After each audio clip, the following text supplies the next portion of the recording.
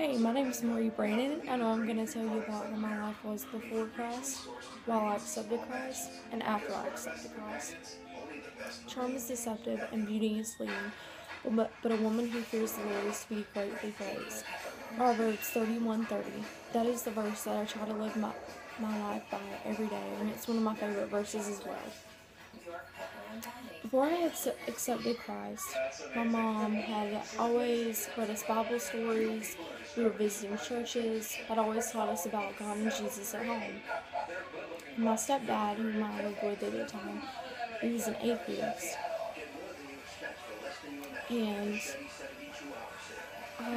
one night, I felt like I was ready to accept Jesus Christ into my heart as my Savior. And this was when I was 7 or 8, so I said the sinner's prayer with my mom, and I accepted Christ that night. It wasn't until later in life, I was 12 and a half, about to be 13, and we had finally found the church that we could call our home church, which was El Bethel Baptist, which we've been going for 7 or 8 years now. And that first day we visited, that morning after the preacher preached the sermon, I went up to the altar to talk to him about me truly knowing what it meant to be a Christian then. And then we went back to his office and I said the sinner's prayer, and a couple months later in June, I had gotten baptized. And ever since then, I've grown closer in my walk with Christ. Now that I've told you about my life before I accepted Christ, I'm going to tell you about my life when I accepted Christ.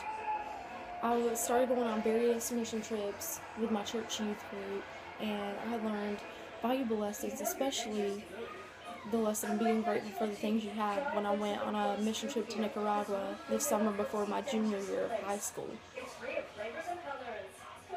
I had been ungrateful and, it was kind of groovy, asking my parents for more stuff, and I'd get a little mad I couldn't get it.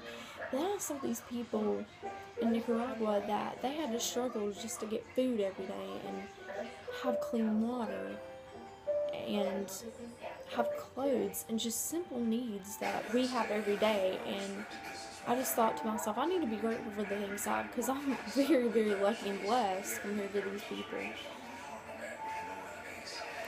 And I also learned how important it was to be a witness and to tell people about the gospel, because I'm a really shy person. I'm an extreme introvert, and I get scared when it comes to sharing the gospel. I'm just going to be honest. But I learned that these people really need it. They really need to hear God. I need to get out of my comfort zone and get over it. Whether I like it or not, I need to get over the shyness and share the gospel, because people need to hear about God. The past couple years, I've grown the closest in my relationship with God, because back in 2013, when I was 19, my stepfather had gotten arrested for domestic violence against my mom and sexual abuse against me. And one night, he had tried to kill my mom. And finally she decided to call the police, because years and years since they were dating, before they got married, he had physically abused her and emotionally abused her. And then a couple weeks later, I decided to finally tell my mom about the sexual abuse that my dad did to me since I was 5 or 6. And finally the last time was when I was 18, and I finally felt brave enough. God was telling me and my mom that it was time to tell someone, that it's time to come into the light. It can't go on any longer. And so finally we did. And that was the time I learned God will be with you, even through the storms, no matter what. And they always loved you. And then we got to have faith and trust in Him. That the bad times, they could go on for a while. They could go on for a week, a month, a year. But no matter what, it's not going to last. It's going to eventually end. And finally those bad times ended for us. And also back in 2014, I was dating a guy that wasn't right for me. And he was trying to isolate me from my friends and family. I backslid from God, backslid my relationship with Him. I started not doing my devotions and not going to church as much. And God was trying to tell me, and my friends and family and church family as well, that He wasn't right for me, but I didn't want to listen because I liked Him. And after that, I grew closer to God. I learned to make better decisions and to find a God that actually was a Christian, not just said He was. And one of the things he tried to do was try to take, this is my purity ring, he tried to take